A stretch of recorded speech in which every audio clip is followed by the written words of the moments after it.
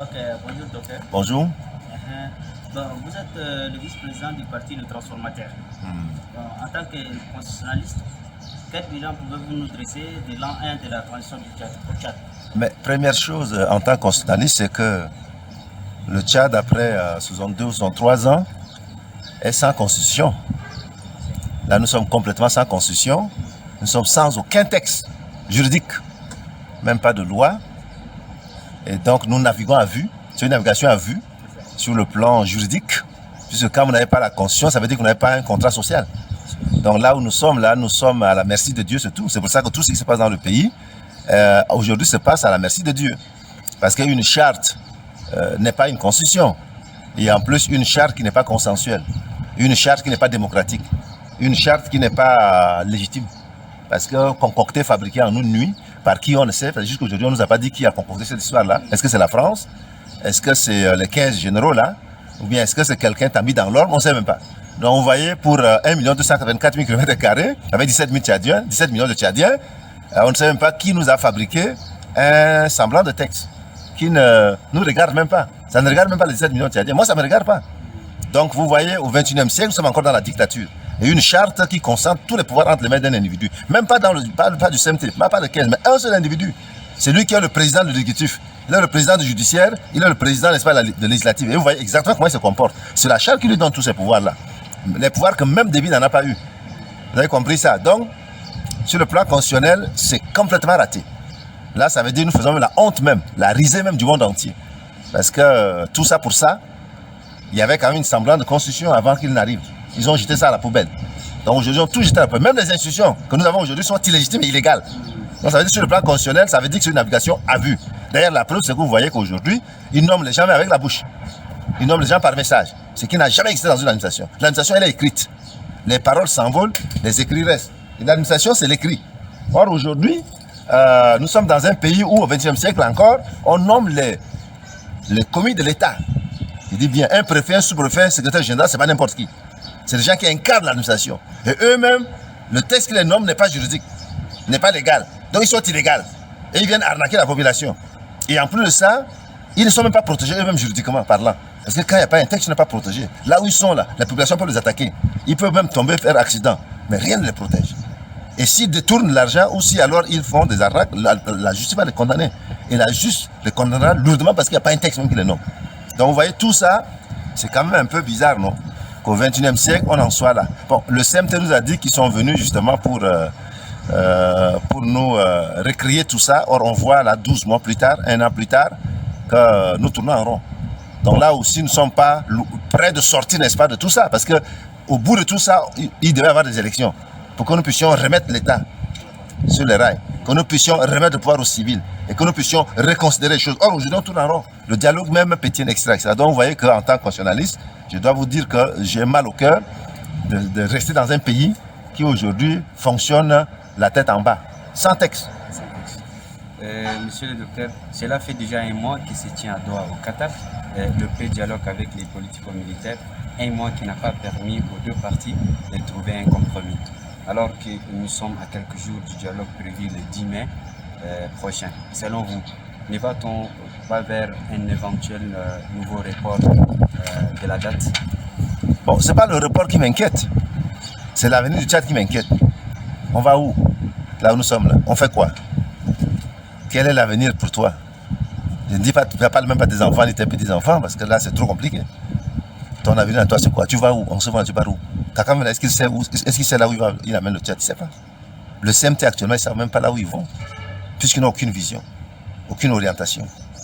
La preuve, c'est qu'aujourd'hui, vous voyez par exemple, pendant que tout est cher sur le marché, la barre de glace qui coûtait 500 francs CFA, aujourd'hui coûte 4000 francs. Aujourd'hui, peut-être ça va être 5000, parce qu'avant c'était 3000, hier c'était 4000, peut-être aujourd'hui ça va monter à 5000. Et ils ne sont même pas fichus, ça ne les dérange même pas. On nomme les gens avec la bouche encore, comme on a dit là. Ils ne sont même pas fichus même de mettre en place un minimum d'administration pour fonctionner. La question de sécurité, l'insécurité, tous les jours. Hier encore là, ils ont arraché même la moto de ma belle-sœur à 11h. Fichu même de mettre en place un minimum d'administration pour fonctionner. La question de sécurité, l'insécurité, tous les jours. Hier encore là, ils ont arraché même la moto de ma belle-sœur à 11h. 6 personnes sur 3 motos. enturbanée avec des armes. Ils l'ont encerclée. Ils ont pointé l'arme. Elle a remis la clé, sinon on tirait sur elle. Et c'est tous les jours. 11h, 12h, 13h maintenant. Ce n'est même plus la nuit. Au temps de Maréchal Déby, là, c'était la nuit encore, les gens se camouflaient. Ouais. Maintenant, on ne se camoufle même plus. Donc ça veut dire qu'eux-mêmes, là, ils se rendent compte qu'il n'y a même pas un État. Il n'y a même personne à la tête de l'État. Donc ils sévissent en plein jour. C'est ça le Tchad d'aujourd'hui, là. Entre-temps, vous avez le PCMT qui vend au monde entier qu'il a stabilisé le truc, que tout va bien, qu'il y a la paix, qu'il y a la sécurité sur l'ensemble du territoire. Je vous parle de N'Djamena. Je ne parle même pas de province où tous les jours on abat les gens. Il y a un policier là, on l'a appelé au téléphone 2 personnes. Dès qu'il sort de sa maison seulement, là, ils sont arrivés en moto, là, pam, pam, pam. Ah, ils l'ont tué. Ça vous avez écouté même ce matin, non? Même on met 10 millions sur machin pour chercher la personne qui l'a tué. Et ça, c'est tous les jours dans tous les quartiers en N'Djamena. Donc la sécurité pour laquelle le CMT a fait son coup d'État pour dire qu'il y avait l'insécurité et qu'il voulait ramener la sécurité, on se rend compte que l'insécurité s'est multipliée même par 10 en ce moment. La paix, les questions de justice. Vous avez vu là également que, comment on appelle ça, comme les magistrats, les huissiers, les notaires, et tout le monde dit qu'il n'y a pas la justice. Ils sont restés à la maison pendant 1 mois, non? Pour protester, non? Donc Doha, ce qui s'est passé, c'est qu'en réalité, il n'y a pas la sincérité. Et ça, c'est le CMT. Le CMT n'est pas sincère. Donc déjà, ils ont faussé les jeux dès le départ. Parce qu'en partant, ils ont fabriqué même les politico-militaires qui n'existent même pas. Ils ont ramassé leurs conseillers ici, le CACA, les conseillers d'Albert, les conseillers, n'est-ce pas, du ministre de la Réconciliation. Ils les ont fabriqués, ils ont dit qu'ils sont les politico-militaires, chacun a pris une casquette, ils les ont ramassés dans les avions, on a débarqué, n'est-ce pas, à Doha. Ils n'existent même pas en réalité. Non, ils n'existent même pas, ils n'ont aucune existence. C'est des gens qui travaillent même déjà. Certains ont déjà rallié même le CMT déjà, donc attendent seulement les postes. Je ne sais pas pourquoi on les a amenés à Doha, je ne sais même pas. Il faut poser la question. Et donc, les vrais politico-militaires sont arrivés, qui sont au nombre de 5 ou 6 seulement, c'est tout, ont constaté qu'il y avait plus de politico-militaires, parce qu'ils se connaissent qu'avant entre eux. Et ils ont demandé, mais d'où ces gens-là ils sortent? Ah, toi aussi tu es politico-militaire? Oui. Ah, toi aussi tu viens d'où? Ah, toi aussi de quoi? Et c'est quoi? Vous avez vu même le nom que chacun a pris même là sur son mouvement là. Ça fait rire, non? Voilà. Et donc, du coup, les politico-militaires se sont rendus compte finalement que le CMT est de mauvaise foi. Le CMT n'est pas sincère. Le CMT n'aime pas la vérité. Et le CMT n'aime pas le dialogue. C'était pour les noyer quoi. C'était noyer le poisson surtout, la réunion de Doha. C'est pour ça que ça pétille jusqu'à aujourd'hui. Parce que beaucoup même sont repartis déjà. Ceux qui ont compris qu'on les a roulés dans la farine, ils sont repartis. Et puis en plus de ça, on a préparé pendant 11 mois avec un comité technique spécial, il n'y a même pas l'ordre du jour, il n'y a même pas l'agenda. On ne savait même pas de quoi on va discuter. Et les gens tournent en rond depuis qu'ils sont arrivés là-bas, ceux qui sont restés dans les hôtels. Est-ce que c'est sérieux ça? Même pour que vous puissiez arriver ici, là, vous avez fait quand même les protocoles, non? Effectivement. Ouais, vous êtes préparé un peu avant de venir, non? Oui. Non, on est allé à Doha sans préparation. Il n'y avait rien. Ça ne va pas. Oui, jusqu'aujourd'hui, ils ne savent même pas ce qu'ils doivent faire. Bon, maintenant on leur dit pour faire des propositions. Donc chacun propose quelque chose, il balance élément. Le groupe de Rome, le groupe de Doha. Il y a même le groupe de Doha même. Doha même qui vient de commencer, il y a un groupe même déjà là-bas. Il y a le groupe de Rome, il y a le groupe de Marseille. C'est comme ça. C'est ça. Est-ce que c'est comme ça qu'on fait un dialogue? Et ça va aboutir à quoi? Donc aujourd'hui, comme vous avez vu, et puis le gouvernement, lui, il a fabriqué un projet d'accord qu'il a mis sous les essais parce qu'il était parti pour 7 jours. Ouais. Faire signer tous ces gens-là. Comme il a amené même les gens déjà qui ont lu sûrement l'accord ici avant de partir, avec lui, c'était de signer et puis de montrer à la face du monde entier qu'on a fait un dialogue à Doha et que les politico-militaires sont prêts à rentrer. Et nous allons organiser le 10 mai. Aujourd'hui, leur communiqué là, protocole là, qu'ils ont amené là, jusqu'aujourd'hui, même personne ne regarde ça, personne n'a signé. Nous sommes à plus d'1 mois. Un truc qui était prévu pour 7 jours. Donc vous voyez que le truc de Doha là, non seulement piétine, mais je pense que ça tourne au pugilat. C'est-à-dire, je pense que c'est un échec total. C'est un cuisant échec. Et là, je pense, j'apprends qu'ils sont en train de vouloir réfléchir à déplacer ça, à faire un autre dialogue dans un autre pays, Rome, des choses comme ça. Et donc, ça ne présage rien de bon pour la suite. Et le 10 mai, vous avez vu également que le porte-parole du gouvernement a sorti un communiqué, non? Dans le communiqué, il vous dit clairement, il prépare l'esprit de tous les Tchadiens et Tchadiennes pour dire, bon, nous là, on veut un dialogue le 10 mai, mais bon, s'il n'y a pas de dialogue le 10 mai, ce n'est pas de notre faute. C'est ça, en fait, ce que dit le communiqué. Hein. Ce n'est pas de notre faute hein, s'il n'y a pas de dialogue le 10 mai. Donc, même quand le PCMT dit hier qu'il y aura dialogue le 10 mai, il sait très bien qu'il n'y aura pas de dialogue. D'ailleurs, lui nous a déjà donné 2-3 dates déjà, non, qui ont échoué. Donc, qu'est-ce qui nous fait, qui nous garantit que le 10 mai, il y aura un dialogue? À partir du moment où il n'y a rien, à l'intérieur ici, ils ont exclu tout le monde. Wakitama, les transformateurs, les démocrates, tout le monde. Les forces vives, les gens qui sont représentatifs. Les gens qui représentent, n'est-ce pas, la couche importante des gens sérieux ne sont même pas dans le dialogue, ni dans les organes qui sont en train d'être préparés aujourd'hui. Donc 90% des Tchadiens ont été exclus de tous les organes qui ont été mis en place pour organiser le dialogue. Et donc, même sur le plan intérieur, rien n'est prêt. Jusqu'aujourd'hui, on attend l'agenda du dialogue du 10 mai, il n'y en a pas. Le calendrier, il n'y en a pas. Il ne reste que quelques jours. Hein? Quels sont les points saillants que nous allons débattre? Il n'y en a pas. Qui participe? La juste représentativité que nous avons demandé. Nous avons demandé la juste représentativité. Pourtant nous avons vu hier ouais. le Premier ministre C'est promené? Le Premier ministre Bailly. C'est promené? Oui, oui, C'est promené à l'autre là. Ah, palais du 15. Palais du 15. Non, tout ça c'est des distractions. Voilà, les séparatistes. Mais c'est des distractions seulement. C'est une truc de communication pour montrer à tout le monde que si demain le dialogue là échoue, c'est pas eux quoi. Bon, ils vont trouver une raison coronavirus, non? Que c'est la faute à coronavirus. Si ça échoue, c'est la faute peut-être à la guerre en Ukraine, non? Que c'est la faute peut-être à la guerre de la Russie, non? Parce que maintenant, même tous les prix qui ont augmenté, là, on nous dit que c'est à cause de la guerre en Russie. Je veux bien savoir, mais la barre de glace de 500 qui est passée à 4000, là, c'est aussi la guerre en Ukraine? On va y revenir. Les salades et tout ça, là. Voilà. Donc, vous voyez, Doha aujourd'hui, c'est un échec. Et donc, du coup, le 10 mai, je pense qu'il n'y aura pas grand-chose. Vous avez écouté même d'ailleurs les politico-militaires, les vrais, qui ont commencé à dire, bon, peut-être que le gouvernement veut faire son dialogue de 10 mai là sans eux. Parce qu'eux, ils ont été surpris également que le gouvernement dise qu'il y aura le dialogue de 10 mai, alors qu'eux, ils demandent en ce mois 2 mois encore. Hein. Ils demandent 2 mois encore pour parfaire tout ça. Donc 2 mois encore, le gouvernement dit non, non, ils veulent les abandonner à Doha et puis faire son dialogue ici. Donc en réalité, ça montre exactement, clairement, ce que je suis en train de vous expliquer, qu'à la base, le CMT est de mauvaise foi, le CMT n'est pas sincère, et le CMT n'est pas véridique. Il n'y a pas de vérité dans tout ça. Et ça, c'est les 3 éléments essentiels pour un dialogue. Mais il n'y en a pas. Bon, que pensez-vous de la situation socio-économique actuelle de la population tchadienne? Mais c'est la catastrophe, mon cher ami. C'est la catastrophe. C'est la catastrophe. Dès que le CMT a pris les choses en main, les prix là ont commencé comme ça. Donc c'est comme si le CMT est arrivé avec tous les malheurs. Et surtout les malheurs sociaux. Hein. Ça c'est terrible. Hein. Ça c'est carrément terrible. Ce qu'on vit aujourd'hui là, c'est la... ça a commencé depuis, je pense, 1 mois après que le CMT soit arrivé, on a commencé à tirer sur la sonnette d'alarme. Moi, j'ai déjà parlé de ça, j'ai pas discuté en off, en on même déjà avec les gens de CMT, pour leur dire, jouez sur le levier social, sinon ça va vous échapper. Et ça va nous conduire un jour, d'ailleurs pas un jour, il y en a qui annoncent même déjà comment ils appellent le meute de la faim, pour le 7 mai, autre, le meute. Les mots commencent par être lâchés. Je leur ai dit, faites attention, il y aura un soulèvement populaire. À cause des questions sociales. Vous voyez, aujourd'hui, les gens sont en train de faire carême. Ça fait trop longtemps que les catholiques ont commencé avec les chrétiens, les protestants et tout ça. Aujourd'hui, les musulmans sont dans le ramadan. Personne ne peut acheter quelque chose. C'est même haram, non? Haram. Pendant que les gens sont en prière, on fait le haram.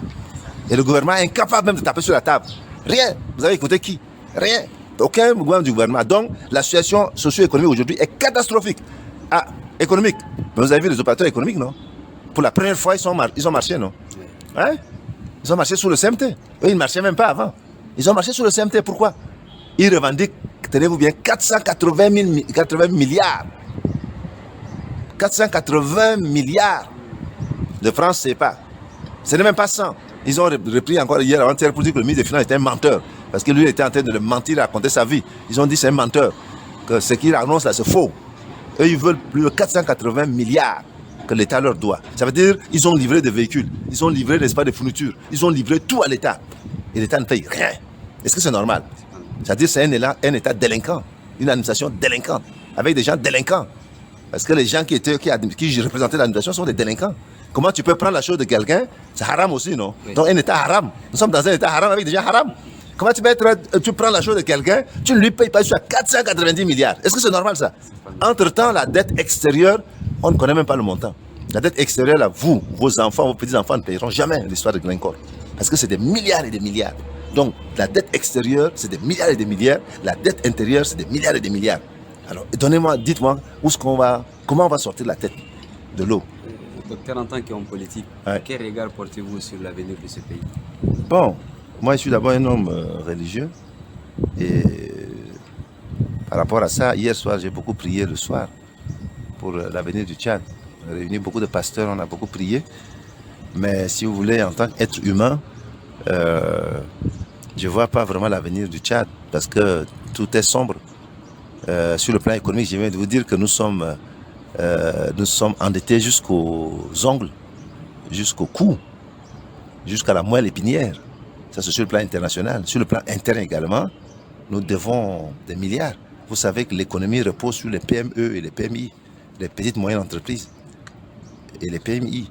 C'est ça l'économie dans un pays. Tous les pays qui sont développés, l'île Maurice, quand vous prenez ces pays aujourd'hui, Botswana, comment on appelle ça, même l'Angola, etc., la Chine et tous ces pays européens, ils ont bâti leur richesse sur les PME. C'est les PME qu'il faut promouvoir. Or, nous avons tout tué. Les PME, c'est quoi? Mais c'est le gars qui a ouvert un pressing pour se débrouiller. Il faut mettre de l'argent là-bas. Le gars qui a ouvert un cafétéria. Le gars qui est en train de faire cyber, café, tout ça, etc., informatique, etc. C'est eux qu'il faut les financer. Tous ces gens ont mis la clé sur le paillasson.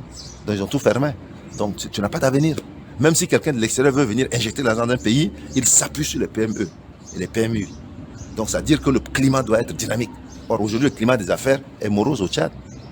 Et donc, tu n'as pas les parce qu'on investit sur ce qui existe, non. On n'en a pas. Il n'y a pas un tissu économique aujourd'hui. Il n'y a pas un tissu industriel. Nous avons, par exemple, nous sommes le premier en termes de l'élevage. On aurait pu avoir, n'est-ce pas, des petites entreprises, non, industrielles, qui travaillent dans la peau, qui travaillent, n'est-ce pas, le lait, etc., etc., etc. Nous avons des mangues, nous avons tous les fruits. Nous aurons pu avoir des industries, n'est-ce pas, qui vont transformer ça. En toute période, nous allons avoir, n'est-ce pas, des jus de ci, des jus de cela. Il n'y en a même pas. Même l'eau du Chari que Dieu nous a donné gratuitement, là, naturellement, là, on laisse même partir. Alors qu'ailleurs, les gens gèrent ça. À Bangui, par exemple, c'est comme ça qu'ils ouvrent, ça va en ville et tout ça. C'est avec ça qu'ils font l'électricité. C'est pour ça qu'ils ont l'électricité 24 heures sur 24 à Bangui. Au Cameroun, etc. Nous, on ne sait même pas gérer même. Le Chari, ni le Logone que Dieu nous a donné gratuitement, ni le lac Tchad qui a disparu aussi. Les fruits tombent comme ça seulement, disparaissent. Les cochons, ils mangent.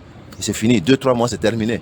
Les oignons, ça disparaît comme ça seulement, c'est tout. Nous sommes premiers en gomme arabique. Ça aussi, nous n'avons pas pris la mesure de la chose. Aujourd'hui, c'est le Nigeria qui achète tout et devient premier pays exportateur. Nous sommes derrière le Soudan. Nous on a pris même la place. On aurait pu être même premier sur le plan international.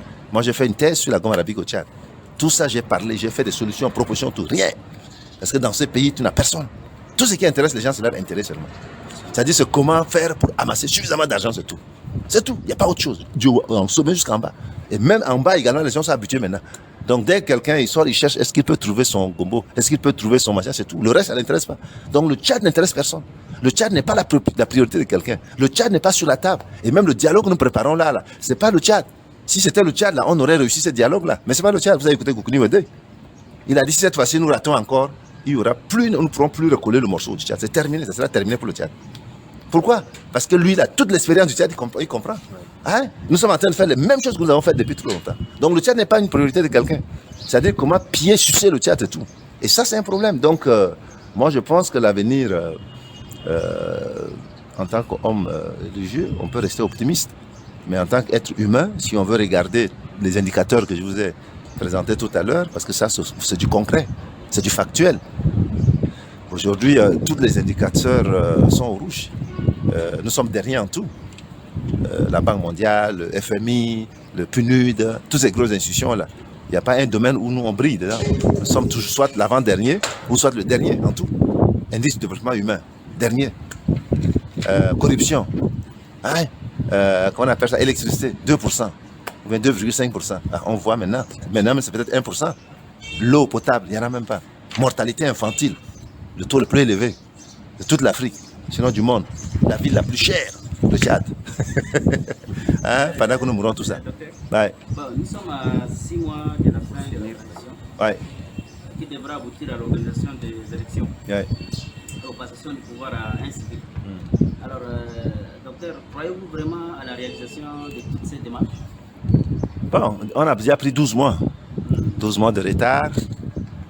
En 12 mois de retard, qu'est-ce qu'on a fait? On a nommé un Premier ministre, civil, il paraît, qui n'a aucune marge de pouvoir, et donc qui est là seulement juste comme un guignol. Aucun pouvoir. Avec un gouvernement pléthorique, on ne sait même pas pourquoi, parce qu'il n'apporte même pas de solution au problème tchadien, non? En Côte d'Ivoire, ils sont en train c'est ça, non? De réduire le gouvernement, non? Pour s'attaquer au vrai problème. Au Tchad, vous avez entendu quelqu'un dire qu'il va réduire? Non. Donc, on a des gens qui sont là comme ça, c'est tout pour rien. D'ailleurs, il n'y a même pas de travail, ils ne travaillent même pas. Parce que la transition, il n'y a pas beaucoup de choses à faire. C'est pour ça qu'on aurait pu, n'est-ce pas, avoir juste un nombre très restreint, n'est-ce pas, non? Le ministre, et puis faire l'économie, non? Rien. Qu'est-ce qu'on a eu encore? Ah oui, on a mis en place un ministère pompeusement pompeux, qui s'appelle le ministère de la Réconciliation nationale. On a réconcilié qui? Personne. D'ailleurs, lui-même, il n'a même pas le pouvoir. Le dialogue de Douala, c'est lui qui devait préparer ça, non? Les autres devaient être derrière lui, non? Non, non, lui, il n'est même pas dedans. D'ailleurs, il est avec toi, en Djamena, ici. Un dialogue se déroule là-bas, le ministre de la Réconciliation nationale, et du dialogue n'est même pas dedans. Alors, explique-moi ça un peu. Hein? Il accompagne le Premier ministre seulement comme dans ses bagages, hein, comme porte-parole, quoi, il ne sait même pas, ou bien garde-corps, et puis il est revenu. Depuis lors, il est ici. Donc, ça montre tout ça, quoi. Donc, vous voyez, qu'est-ce qu'on a eu encore d'autre? Rien. Peut-être 2 remaniements, oui. Mais ça a changé quoi? dans le vécu quotidien, dans ton assiette, ça a changé quoi?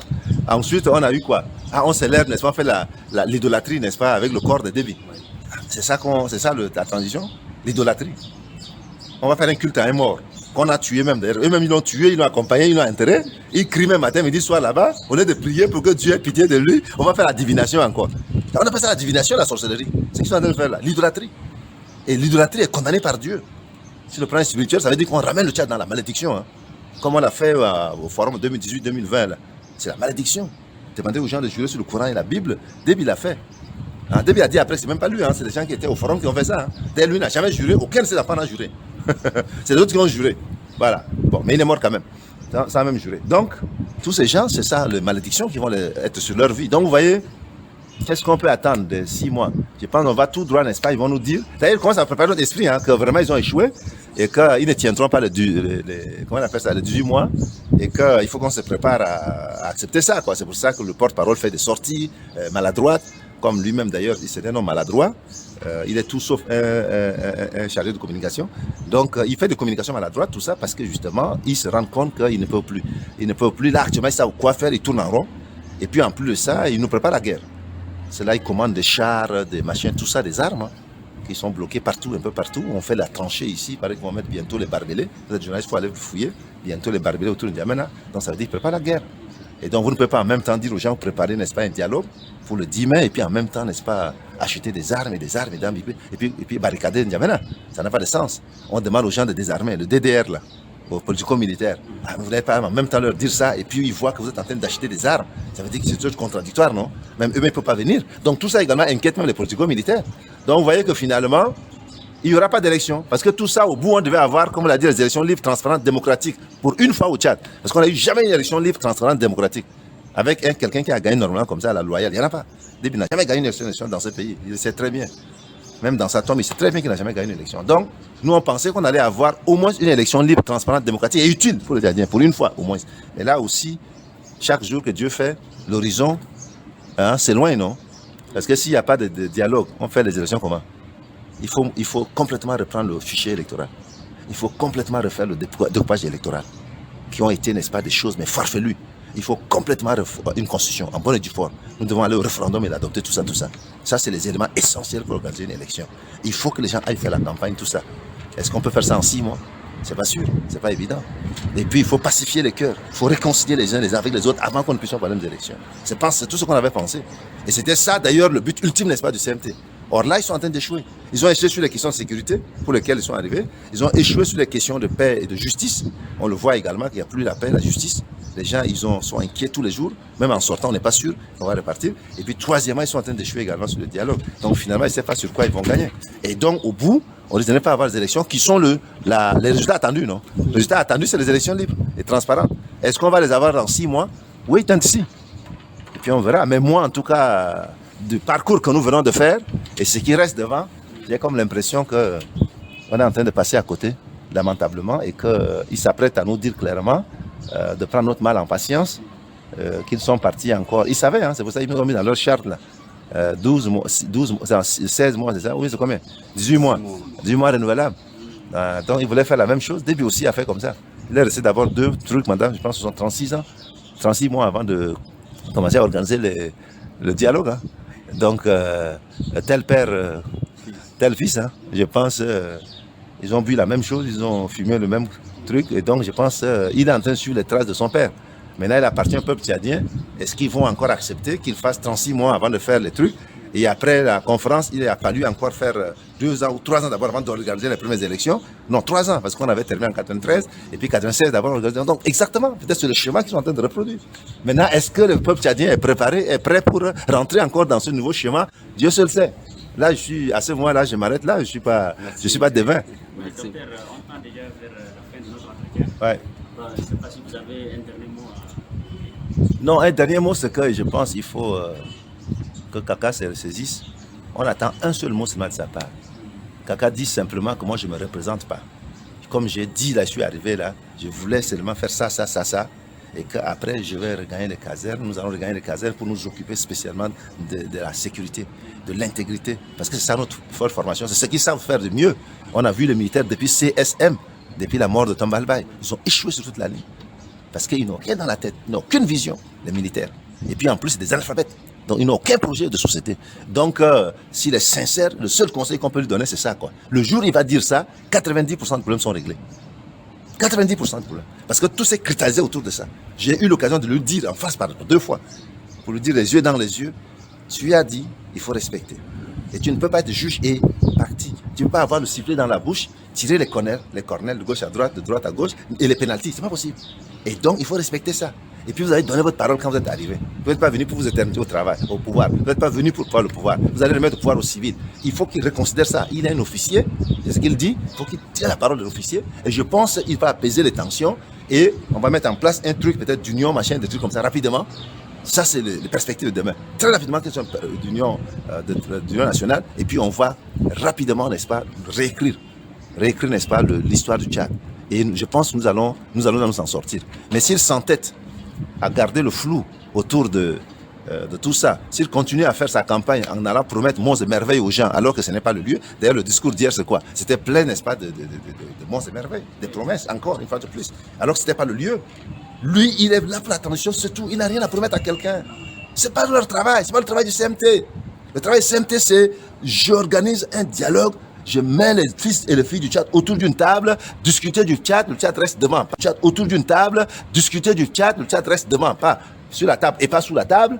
Et puis après, arrêter, n'est-ce pas, des choses. Et puis ensuite, je vous aide à mettre en place. Une fois que vous avez mis en place, moi, je me retire. C'est un discours clair et limpide comme ça qu'on attend. C'est pas compliqué, ça là. C'est pas compliqué. Et tant qu'il continue à jouer, n'est-ce pas, à l'hypocrisie, hein, et puis à penser, n'est-ce pas, être rusé, parce que ça, ils rusent avec le peuple tchadien. Ils sont en train de ruser. Et le ruse, là, ils vont payer cher. Et je pense pas que le peuple aujourd'hui, là, surtout la jeunesse aujourd'hui, là, elle est tellement mature, elle est tellement mûre, qu'elle va pas laisser quelqu'un se ruser avec elle. Et ça, il faut leur dire ça. Parce que s'ils veulent, n'est-ce pas, l'éclatement du Tchad, s'ils veulent le désordre dans le pays, il va y avoir le désordre dans le pays. Et il y a des gens qui sont prêts, n'est-ce pas, pour le désordre. Et ça, c'est eux qui auront, n'est-ce pas, créé ça. Et ils vont porter l'entière responsabilité. Parce que là, ils sont en train de dévier de ce qu'ils ont dit au commencement. Et le père a commencé comme ça, à louvoyer, à ruser, et il est resté 30 ans. Aujourd'hui, là, les gens ils connaissent tout ça maintenant. Donc, personne n'acceptera qu'ils continuent à louvoyer et à ruser pour laisser encore 30 ans. Et ça, à un moment donné, ça va s'éclater. Ça, il faut qu'ils entendent ce message-là. Donc, c'est à eux, n'est-ce pas, là-bas, dans leur camp, de pouvoir mettre bas à terre et de reconsidérer ce qu'ils ont dit. Ils ne sont pas dans la vocation de gérer le pouvoir. Tous nos textes disent clairement que les militaires sont apolitiques. Les militaires ne doivent pas faire de la politique. Et les militaires, leur travail, on les connaît. Ils sont subordonnés aux civils. Tous les textes, subordonnés aux civils. Aujourd'hui, ils ont renversé la vapeur. Ils ne sont plus subordonnés aux civils.